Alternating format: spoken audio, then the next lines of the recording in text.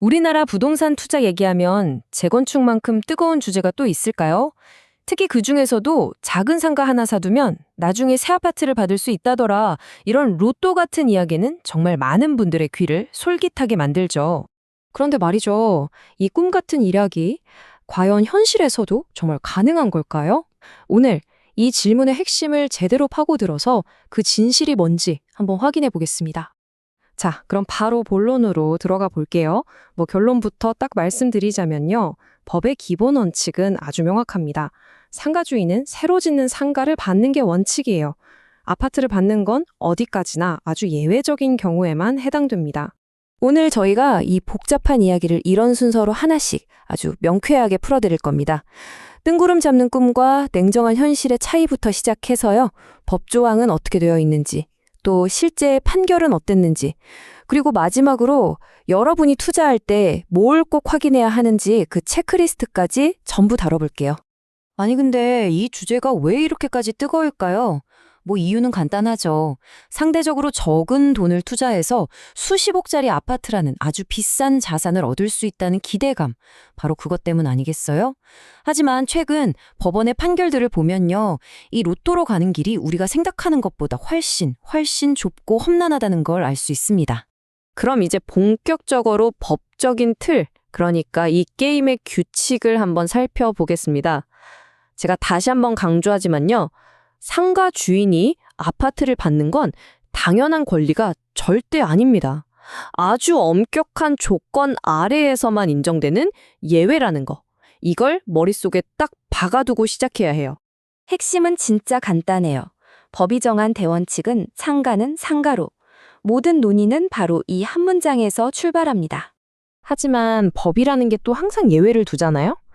딱 이 세 가지 경우 중 하나에 해당이 되면 상가 주인도 아파트를 받을 자격이 생길 수 있습니다. 첫째는 조합에서 아예 새 상가를 안 짓기로 결정했을 때. 둘째는 내 옛날 상가 가치랑 새로 받을 상가 가치의 차이가 법에서 정한 기준을 넘어설 때. 그리고 마지막 셋째는요. 새로 짓는 상가 중에 제일 싼 게 새 아파트 제일 싼 것보다도 더 비쌀 때입니다. 만약에 방금 말씀드린 이 세 가지 예외, 어디에도 해당이 안 돼요. 그런데도 아파트를 주려고 한다. 와, 그럼 어떻게 해야 할까요? 법이 요구하는 조건은 정말 상상 이상으로 까다롭습니다. 조합원 중에 단 한 사람의 반대도 없이 전원이 모두 동의를 해야만 가능해요. 바로 이 지점에서 최근에 부동산 시장을 정말 뜨겁게 달궜던 두 가지의 판결이 등장합니다. 겉으로 보기에는 정말 비슷해 보였는데 결과는 정반대로 나왔거든요. 마치 하나의 수수께끼 같은 이 두 사건, 지금부터 한번 제대로 파헤쳐 보겠습니다. 방배 6구역과 신반포 2차. 한 곳은 상가 조합원한테 아파트 주려다가 실패했고요. 다른 한 곳은 그게 가능해졌어요. 대체 뭐가 이 두 사건의 운명을 이렇게 다르게 만든 걸까요? 자, 그렇다면 이 수수께끼의 정답은 과연 어디에 숨어 있을까요? 두 사건의 운명을 갈라놓은 바로 그 결정적인 디테일, 지금부터 함께 분석해 보겠습니다.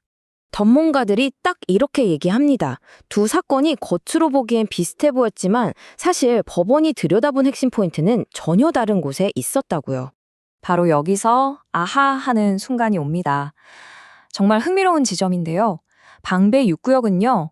법에 명시된 건설하지 않는 이라는 명확한 표현을 공급하지 않는 이라는 애매한 말로 바꾸려고 했어요.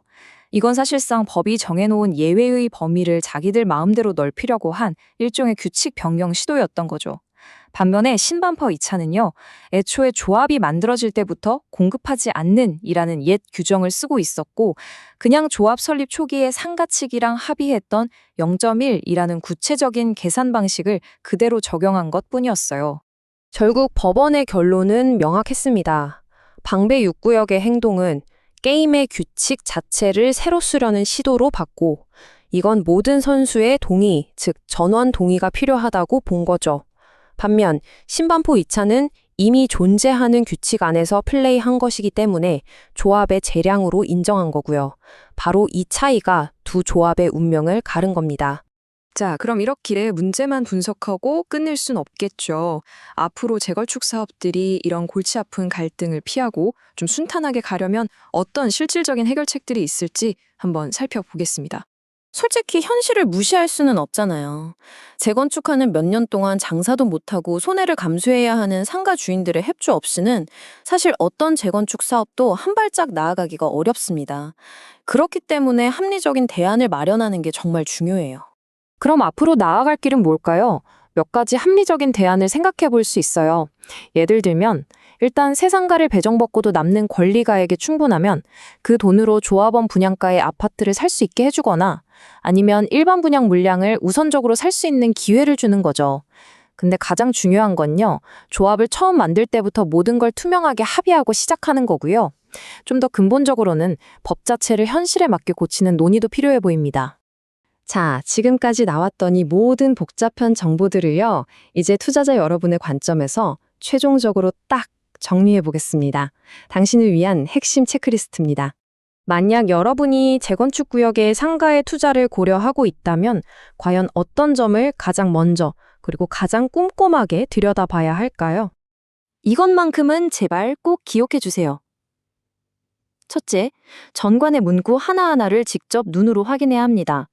법이 정한 예외 조항인 건설하지 않는 경우인지 아니면 조합이 임의로 정한 공급하지 않는 경우인지 이 단어 몇 개의 차이가 여러분의 운명을 결정할 수 있어요.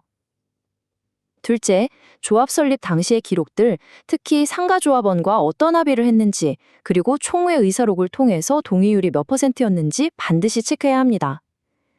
마지막으로 단순히 누가 된다더라 하는 말만 믿지 마시고 이 모든 법적인 구조를 전체적으로 분석하셔야 합니다.